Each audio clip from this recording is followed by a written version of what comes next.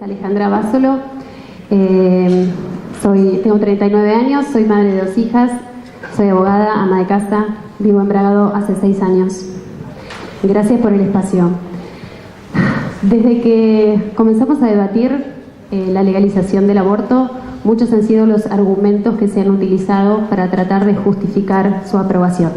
Muchos argumentos vinculados con el ejercicio de derechos sexuales y reproductivos, muchos argumentos vinculados con la autodeterminación sobre el propio cuerpo, muchos argumentos vinculados con la recuperación de derechos de dignidad de las mujeres. Antes que nada quiero decir que ni estos ni ningún otro argumento justifica la muerte de un ser humano totalmente indefenso e inocente, porque esa es la consecuencia y el fin directo de la práctica abortiva, la muerte de un ser humano. El embrión o el feto o el producto, como a veces se le denomina para tratar de deshumanizarlo justamente, no es un ser humano en potencia, ya es un ser humano.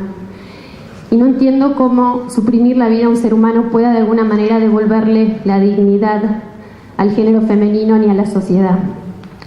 Pero de todas estas causas que se han utilizado para tratar de justificar el proyecto, yo quiero referirme puntualmente a una, que es la que tiene al aborto como herramienta de salud pública. En los fundamentos del proyecto de interrupción voluntaria del embarazo se dice que en la Argentina se realizan entre 370 y 522.000 interrupciones voluntarias del embarazo por año. También en los fundamentos de la resolución que hoy se está tratando en este Consejo se dice que dicha investigación se refiere a un estudio al que seguidamente me voy a referir, dio como resultado que el método residual aplicable a la estimación del aborto en la Argentina arroja un número que oscila aproximadamente entre los 486 y 522.000 abortos anuales. Estas consideraciones, estas afirmaciones que están fundamentando básicamente la ley de interrupción del embarazo, se fundan en este estudio. Este estudio es un estudio que se hizo en el año 2009 por la licenciada Silvia Mario y Edith Pantelides, que se llama Estimación de la magnitud del aborto inducido en la Argentina, y arroja como resultados que en la Argentina existen por año entre 370 y 522.000 abortos. Pero lo que nadie dice respecto de este estudio son las gravísimas falencias que tiene, que lo llevan a tener que descartarlo completamente como fundamento de cualquier clase de política pública. Las falacias que tiene y los errores son muchos. Algunos son muy técnicos y difíciles de enumerar. Yo me voy a referir rápidamente a que el método de egresos hospitalarios y el método residual, primero, utilizan como base de datos registros en los que existen abortos espontáneos. Se establecen coeficientes multiplicadores basados en encuestas subjetivas. Estas investigadoras hicieron encuestas. ¿Cuántas encuestas hicieron? 30 encuestas. Yo lo leí varias veces y pensé que había algún error de impresión, porque dije, no, tienen que ser, no sé, 3.000, 30.000, 300.000, no, 30 encuestas. ¿A quiénes? A informantes clave. ¿Quiénes son informantes clave? Personas que estas investigadoras entendieron que tenían conocimiento respecto de la incidencia de la práctica del aborto. ¿Y estas personas quiénes son? Estas personas no son en todos los casos profesionales de la salud, son a veces funcionarios públicos, miembros de grupos de asociaciones de mujeres. El número es ínfimo, 30 entrevistas. Muchos de estos informantes, como dije, no tienen nada que ver con el sistema de salud y además, como para hacer este tipo de estudios se necesitan datos relacionados con el uso de métodos anticonceptivos y la eficacia de los métodos anticonceptivos, y en Argentina no existen estos estudios. Estas investigadoras lo que hicieron fue recurrir a los datos de los Estados Unidos. Entonces, traspolaron esos datos a la Argentina, trayendo datos demográficos de una población a otra, cuando en realidad no son poblaciones comparables de acuerdo a sus costumbres, a su idiosincrasia y a muchos otros aspectos. Las cifras, por eso, no son consistentes. ¿Y por qué es importante esto? Porque la modificación, la alteración voluntaria de las cifras crea una falsa conciencia en la sociedad respecto de la dimensión de los problemas y la manera de solucionarlos. Si nos basáramos en que este informe es real, tendríamos que decir, ya que por año nacen 700.000 personas en Argentina, que por cada 100 nacimientos de chicos vivos, a la par hay 65 chicos abortados. Y tendremos que decir también, si sostenemos que este informe es verdadero, que las mujeres en Argentina tenemos un promedio de 2,21 abortos durante nuestra vida fértil. Repito, que las mujeres tenemos en Argentina un promedio durante nuestra vida fértil, que es de los 15 a los 49 años, según se estima, de 2,21 abortos, 2,21 abortos. Este estudio recibió muchas críticas fundadas de personas que estudian el tema, digamos, que son especialistas, pero por supuesto estas críticas no son levantadas en los medios de comunicación. El doctor Herald Koch, que es profesor e investigador de la Universidad de Chile, director de investigaciones del Instituto de Epidemiología Molecular del Centro de Medicina Embrionaria y Salud Materna de la Universidad de Chile, dijo: la cifra de 500.000 abortos por año es biológicamente ilógica. Hubo otro estudio publicado en marzo de este año a cargo de los doctores Frank y La Ferreire, que se llama Análisis del Proyecto de Ley de Aborto Libre y Propuesta de Maternidad Vulnerable. Dice: esta cifra es desproporcionada e inconsistente con las estadísticas vitales de nuestro país y con lo que sucede en países con aborto legal de similares características demográficas.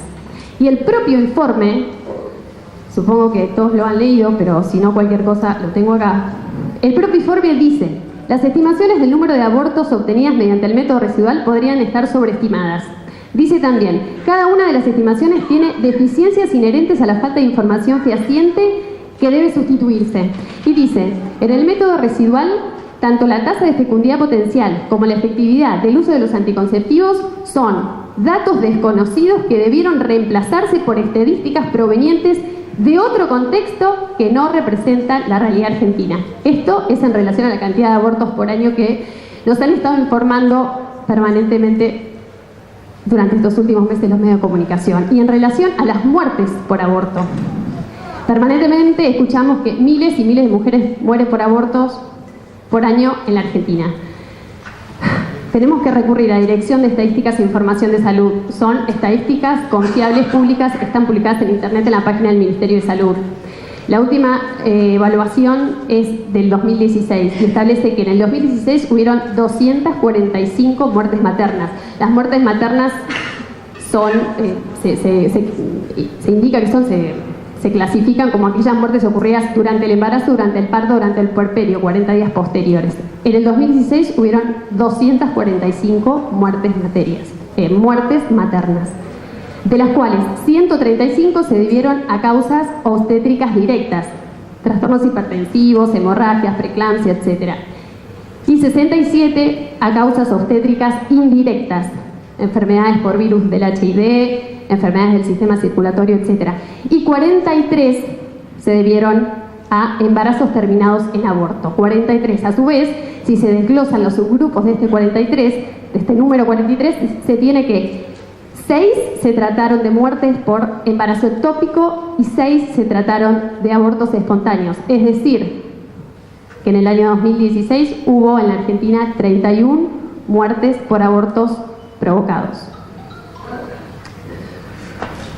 Si seguimos viendo las estadísticas de esta misma página, podemos ver que en ese mismo año murieron por cáncer de mama 5.889 mujeres. Vaya redondeando la idea, bueno, en atención al respecto. Perfecto. De meningitis 142, de mal de Chagas. A ver, ¿por qué esto es importante? Porque hay que decirle que la finalidad de este proyecto no es solucionar un tema de salud pública. El aborto está tomado en este proyecto como un método más de control de la natalidad con un marcado sesgo eugenésico. ¿Qué significa un sesgo eugenésico? El aborto eugenésico es la interrupción del embarazo cuando existe alta probabilidad de que el niño padezca enfermedades o defectos. El proyecto establece que cualquier mujer puede pedir el aborto libremente hasta la semana 14 inclusive. La semana 14 no es casual. Entre la semana 11 y la 14 se realizan todos los estudios genéticos principales para determinar si el niño por nacer tiene síndrome de Down, tiene espina bífida, cardiopatías y un montón de otras enfermedades. Y también se puede pedir el aborto libremente hasta la última semana del embarazo cuando hay casos de inviabilidad extrauterina. La inviabilidad extrauterina es hoy en día un concepto sumamente discutido por el avance de la ciencia. Y nada más les quiero mostrar 2 casos de inviabilidad extrauterina. Ella, que se llama Inés, que le diagnosticaron inviabilidad uterina, le dijeron que no iba a sobrevivir el embarazo y mucho menos el parto. ¿sí? Tenía una cardiopatía grave congénita. Dentro de unos meses cumple 3 años, y ella es Itatí. Itatí tenía onfalocele, nació sin signos vitales. Los médicos la reanimaron, pero le dijeron a los padres que iba a vivir no más de 2 horas. En diciembre Itatí cumple 3 años. Yo lo único que pido es que al momento de votar sobre el beneplácito respecto de este proyecto de interrupción del embarazo, piensen en la cantidad de Itatís y de chicos como Itatí y como Inesita, que en caso de aprobarse esta ley van a ser declarados descartables y legalmente abortables mientras esperan su nacimiento. Muchas gracias. Silencio, por favor.